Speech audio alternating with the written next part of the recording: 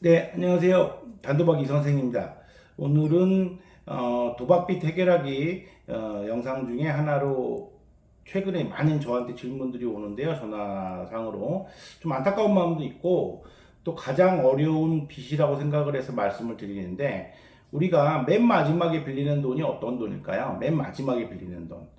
금융기관을 통해서 빌리는 빚들 다음에 빌리는 돈이 이제 지인들에게 거짓말로 빌린 돈,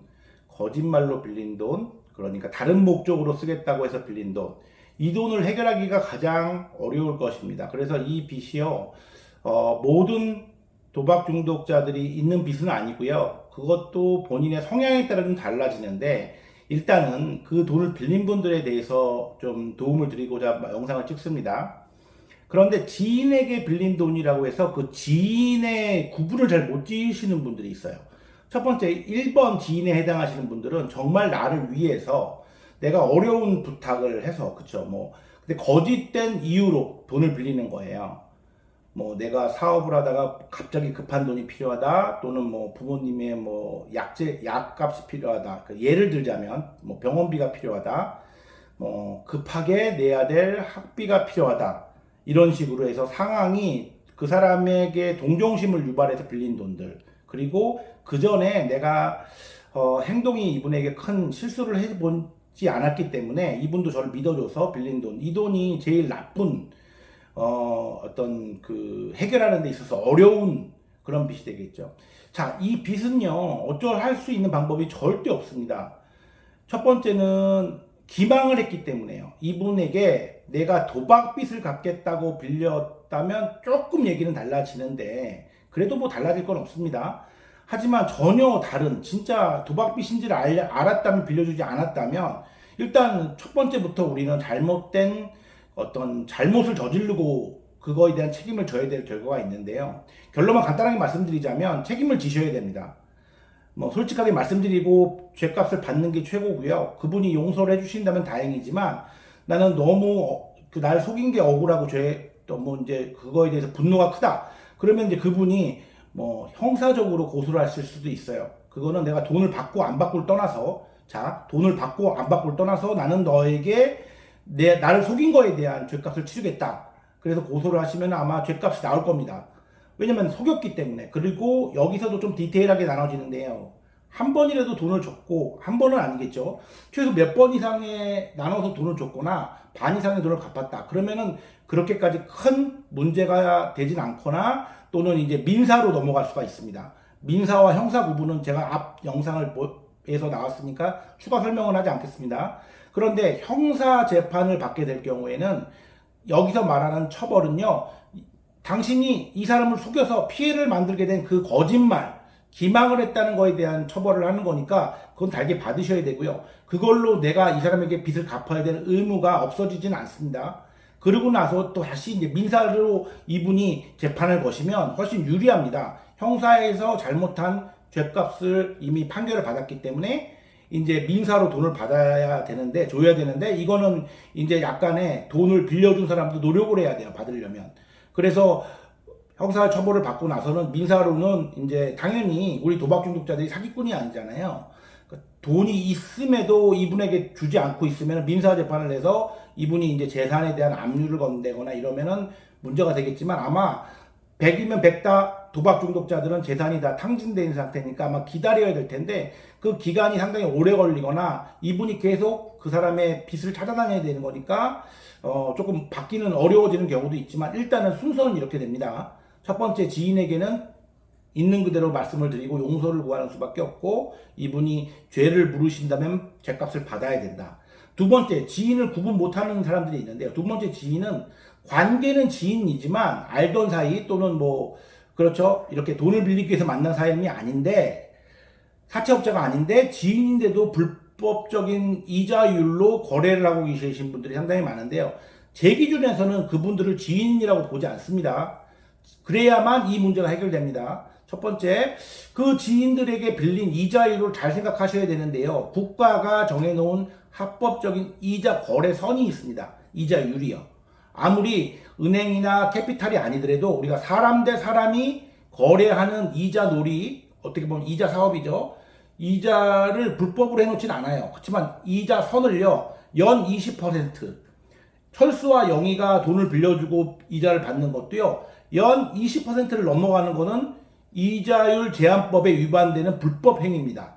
그렇죠? 그렇기 때문에요, 넘겨주신 돈, 이미 이자율을 주신 돈도 돌려받을 수 있어요. 그 20%를 넘어가는 돈들은요. 두 번째, 선이자를 떼시는 지인들이 있어요. 그 지인이 아닌데요, 만약에 1,000을 빌렸습니다. 1,000만 원을. 그런데 받은 거는 900만 원이래요. 선이자를 10% 띈 거죠. 이것도 선이자를 10% 띄는 것도 불법 행위입니다. 선이자는 없어요. 그렇게 되면 이 사람은 빌린 정확한 금액은 900만 원입니다. 900만 원에 대한 연간 이자를 계산해서 갚으면 되는 겁니다. 그런 식으로 갚는 건데, 첫 번째, 두 번째 제가 설명드린 내용들이 있죠. 선이자를 떼는 거, 연간 이자율에 대해서, 그거는 이제 개인 대 개인으로 본인들이 이제 영상을 보시면서 계산을 해보시면 되고요. 그렇게 돼서 이제 해야 되는데, 일단 못 갚았다는 건 사실이잖아요. 그 부분에 대해서는 별도의 또 다른 소송 관계가 있어야 되겠지만, 어차피 시작이 말이 지인이지 사채업자 같은 행동을 했던 사람들이기 때문에, 선뜻 그분에 대해서 합의를 이끌어내지 않는 이상은, 그렇죠? 뭐 크게 걱정은 안 하셔도 될 것 같은데요. 대부분 우리 중독자들이 이제 채무자가 됐을 때는 되게 저 역시도 그랬던 경험이 있지만 마음이 약해지고요. 일단 내가 그 이자율이나 여러 가지를 알면서도 급하니까 빌렸기 때문에 내가 모든 잘못을 저질렀다고 생각을 해서 일방적으로 끌려가는 경우가 있는데, 이거는 지인이라고 생각하는 그 사람과 보지 말아야 될 각오를 하셔야 됩니다. 그리고 내 잘못은 내 잘못이고 네 잘못은 네 잘못인 걸 구분을 명확하게 하셔야 돼요. 어차피 이게 끝이니까. 그래서 이 관계로 서로 책임질 건 책임지고 합의 볼 건 합의 봐서 이 문제를 해결해야 되는데, 방법은 하나밖에 없겠죠. 내가 빚을 갚겠다. 단 벌어서 내 수익률만큼 이 부분을 받아들일 것이냐 아니면 말 것이냐. 받아들일 거면 약속한 대로 그 돈을 갚아 나가시면 되고요. 합법적인 틀 안에서. 그쪽에서 나 못 받겠어, 그렇게는 안 하겠어, 그러면 너 마음대로 해 라고 하는 수밖에 없어요. 그러면 이제 거기서 알아서 법적으로 선생님을 고소하거나 뭐 여러 가지 방법을 하게 돼. 그 부분에 대해서는 선생님이 이제 법적으로 대응을 하는 거죠. 제가 잠깐 말씀을 드렸죠. 이 사람들도 합법적인 틀 안에서 빌린 게 아니기 때문에, 빌려준 게 아니기 때문에 선생님한테 선뜻 다른 방법으로 제시하지는 못할 것이다. 그렇죠. 그래서 두 번째 지인은 우리가 조금 맞서서 대응할 만합니다. 하지만 첫 번째 지인 같은 경우에는 100% 우리의 잘못이기 때문에 첫 번째는 용서를 구하고 그분들에게 내가 가능한 금액 매달 어떻게 갚아가겠다는 것만 제시를 하신 후에 그 죗값은 달게 받으셔야 돼요. 그거를 해결하지 못하시면은요, 제가 이 말씀 모두 드리는 이 부분들은 돈을 내가 채무자로서 띄어먹는 거에 이용하시려고 보시는 분들이기 때문에 그거는 잘못된 활용법입니다. 제가 이 영상을 찍는 이유는 도박 중독을 끊는 데 있어서, 단도박을 하는 데 있어서, 도박 중독의 치유에 있어서 도움이 되는 영역이지, 이걸 별도의 다른 나의 부채를 해결하는 방법으로만 쓰실 분들한테는 전혀 해당 사항이 없으실 거라고 저는 생각을 합니다.